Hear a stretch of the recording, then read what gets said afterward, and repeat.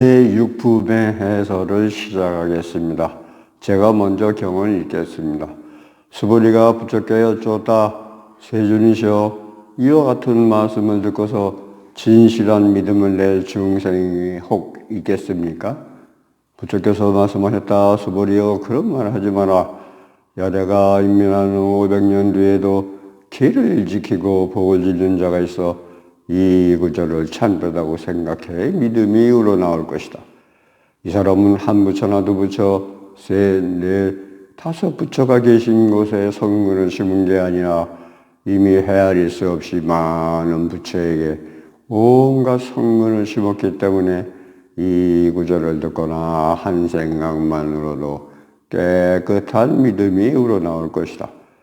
수보리여, 열에는 이 중생들이 한없는 복덕을 받을 것을 모두 알고 모두 본다. 왜 그런가? 이 모든 중생들은 나라는 생각, 인간이라는 생각, 중생이라는 생각, 목숨이라는 생각이 없으며 존재라는 생각도 없고 존재가 아니라는 생각도 없기 때문이다. 왜냐하면 만약 이 모든 중생들이 마음에 생각을 갖게 되면 나와 인간과 중생과 목숨에 집착하는 것이기 때문이다. 왜 그런가? 만약 존재라는 생각을 갖더라도 나와 인간과 중생과 목숨에 집착하는 것이고 존재가 아니라는 생각을 갖더라도 나와 인간과 중생과 목숨에 집착하는 것이기 때문이다. 그러므로 존재에 집착해서도 안 되고 존재가 아님에 집착해서도 안 된다. 이런 뜻에서는 항상 말한다. 그대들 비구는 나의 살법이 강을 건너는 뗏목과 같음을 알아야 한다. 존재도 버려야 하거늘 하물며 존재가 아닌 것이랴. 자, 이제 해설을 시작하겠습니다. 이 경의 본문에서 500년 후라고 하는 말이 나옵니다. 부처께서는 내가 세상을 떠난 뒤 500년 후에 진정으로 지게하고 수복하며 많은 선을 행하고 공덕을 쌓는 사람이 있어서 그의 지혜가 열리면 모든 모습은 다 허망한 것이니 만약 모습이 아닌 것으로 본다면 열애를 보리라 라는 말을 믿을 수 있을 것이니라 라고 말씀하셨습니다. 진정으로 도를 깨달은 사람은 지혜가 무궁무진하게 개발됩니다. 이를 무사지 또는 자연지라고 하는데 자기 본래의 지혜의 창고가 열려 다른 사람에게서 배운 적이 없는 자기 고유의 지혜가 폭발합니다. 이것이 경계의 반야입니다. 부처께서 말씀하신 500년 후라는 구절은 단순한 숫자가 아니고 부처께서 임면하신 뒤에 후세를 가리킨다고 생각됩니다. 500년 후의 문화는 더욱더 변할 텐데 이것이 큰 문제입니다. 물질 문명 더욱 발전하지만 인문이나 도덕, 정신적 측면은 오히려 타락하고 퇴보합니다.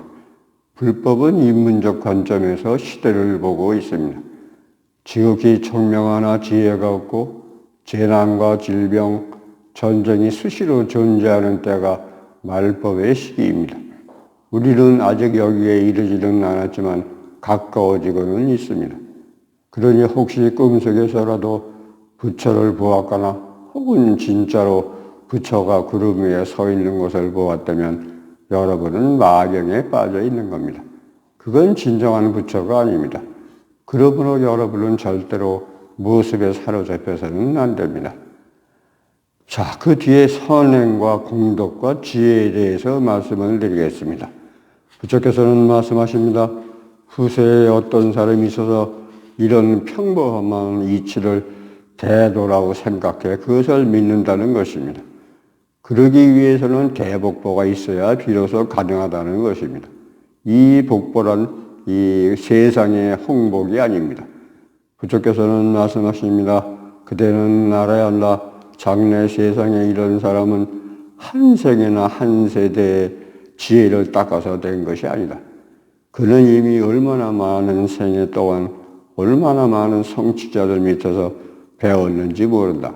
그는 이미 무수히 많은 선행을 하였으며 이렇게 큰 선의 뿌리를 심어 놓았기 때문에 그토록 큰 지혜를 타고나는 것이다 라고 말씀하셨습니다. 다음에 깨끗한 믿음과 머무는 바가 없음에 대해서 말씀을 드리겠습니다. 모든 모습은 다 허망하니 만약 모든 모습을 모습이 아님을 본다면 곧 열애를 볼 것이다 라는 말을 믿을 수 있을 뿐 아니라 심지어 한순간에 깨끗한 믿음이 나타날 수 있습니다.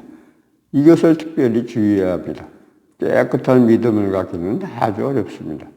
바른 믿음이 아니라 깨끗한 믿음입니다. 깨끗하고 변화무쌍하며 어떤 망념도 없는 심경이 극도로 청정한 심지상의 정토에 이르러야만 비로소 깨끗한 믿음이 생겨날 수 있습니다. 금강경은 처음부터 머무는 바가 없어야 한다고 말합니다. 머무름이 없는 것이 바로 한 생각도 일지 않아 전체가 드러나는 경지로서 여기에 이르러야만 비로소 깨끗한 믿음이 생겨날 수 있습니다. 깨끗한 믿음이란 증득하는 것이지 이론적으로 이해해서 생겨나는 것이 아닙니다. 그 다음에 이제 네 가지 생각에 대해서 말씀을 드리겠습니다. 깨끗한 믿음에 이른 사람이라면 무릇 모습을 갖춘 것은 모두 올바른 것이 아니며 일체가 생각이 없고 심지어 생각이 없다는 것조차도 없음을 알 수 있습니다. 이런 깨달음에 이른 사람이라면 대복보를 얻은 것입니다. 왜 그럴까요? 이 사람은 현상에서 이미 부처의 경계에 도달했기 때문입니다. 그는 육체를 지닌 부처인 것입니다. 왜 그를 두고 부처의 경계에 도달했다고 말하는 것일까요? 이 사람은 이미 나라는 생각도 없고 인간이라는 생각도 없고 주에 이르러 진정으로 깨끗한 믿음을 지니고 있기 때문입니다.